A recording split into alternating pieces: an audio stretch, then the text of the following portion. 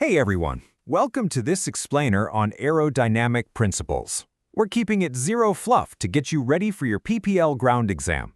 If you are a student pilot trying to wrap your head around weight, balance, and how your aircraft actually behaves in the air, you are in exactly the right place. We're going to break down the science so it just makes perfect sense. Here is our syllabus-aligned agenda for today. We're looking at mastering moments in arms, aircraft design and balance, pilot control and aerodynamics, and finally, trimming for flight success. All right, part one, mastering moments in arms. We're kicking things off with the foundational physics that govern how your aircraft balances in the air. Basically, physics tells us that a body free to rotate will always turn about its center of gravity, or CG. In aerodynamics, this tendency to rotate creates what we call a moment. Think of it like a giant seesaw on a playground, right? The pivot point in the middle, well, that's your CG. And that twisting force pulling one end down, that is the moment. Now for your exam computations, you've got to burn this formula right into your brain. Moment equals force times distance. It's really that simple. A moment is strictly equal to the product of the applied force and the distance at which that force is applied. So if you change either the weight of an object or how far away it is from the balance point, boom, you've changed the moment. And you know that specific distance we just mentioned? That is referred to as the moment arm.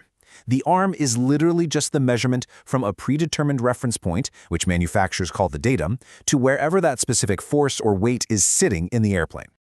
So when you're sitting there filling out your weight and balance sheets before a flight, remember that moments are expressed as the distance of the arm times the aircraft's weight. And since we are multiplying inches of distance by pounds of weight, you guessed it, the resulting unit is inch-pounds. You will absolutely see inch-pounds on your written exam, so lock that away. Okay, quick brain break. Why are airplanes so good at staying balanced? Well, because they know how to live in the moment. Okay, groans aside, I promise that's the only dad joke today. Let's get back to the physics. But seriously, how do engineers design the aircraft to manage these rotational forces? We know what a moment is, but how do the folks actually building the planes account for it? That brings us to part two, aircraft design and balance. Aircraft designers have specific strategies to mitigate these moments right on the drawing board, way before you ever step onto the tarmac. They actually aim to locate the fore and aft position of the aircraft's CG as close as possible to the 20% point of the mean aerodynamic chord, or Mach. By positioning the CG slightly forward of the center of lift, they bake in this natural nose-down tendency, which is absolutely vital for stall recovery. Another awesome trick of the trade involves the engine.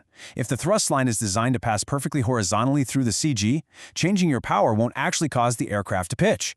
That means there's virtually no difference in the pitching moment whether you're at full throttle going power on or just idling in a power off glide. It's pretty clever design. But, it's not a perfect world. Because resultant drag forces rarely cooperate by passing perfectly through the CG, designers rely heavily on the size and location of the tail to balance the aircraft longitudinally. The overarching objective for any aeronautical engineer is to make the moments caused by thrust, drag, and lift as small as possible, and then just use the tail to balance out whatever is left over. So, can a pilot directly control all of these forces while in flight? Engineers do a ton of the heavy lifting. But what about you sitting there in the left seat?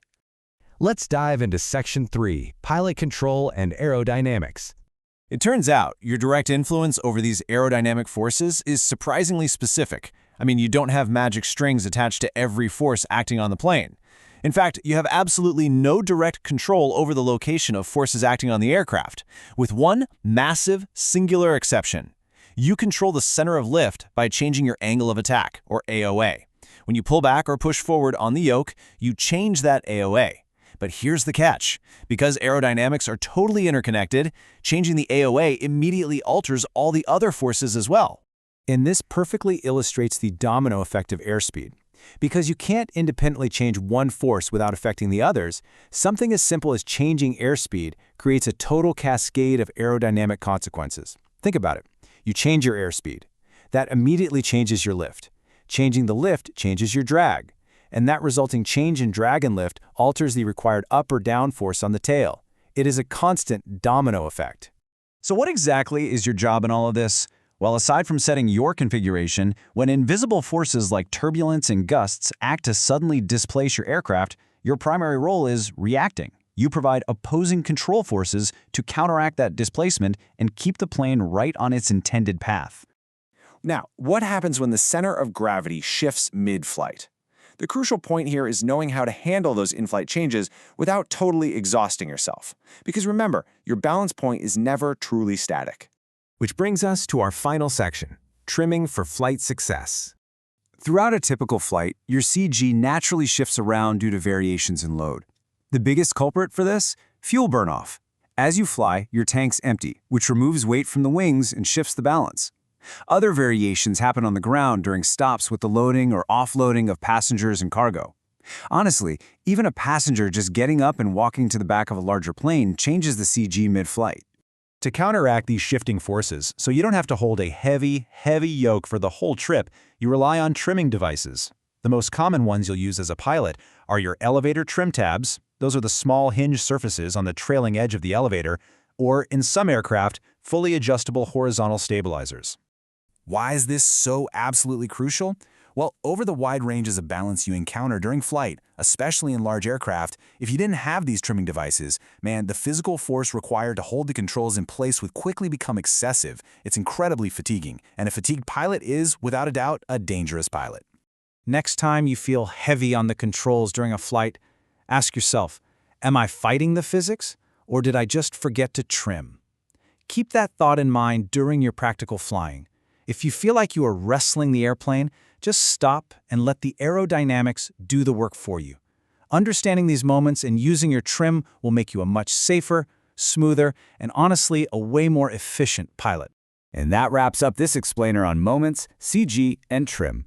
Good luck on your PPL ground exam. You are absolutely going to crush it. If this helped clear things up, please hit that like button and subscribe for more Zero Fluff PPL study explainers. Before your next flight, ask yourself, will you exhaust yourself fighting the physics of flight, or will you master the moments and let the airplane do the work for you? Catch you next time, and see you in the skies.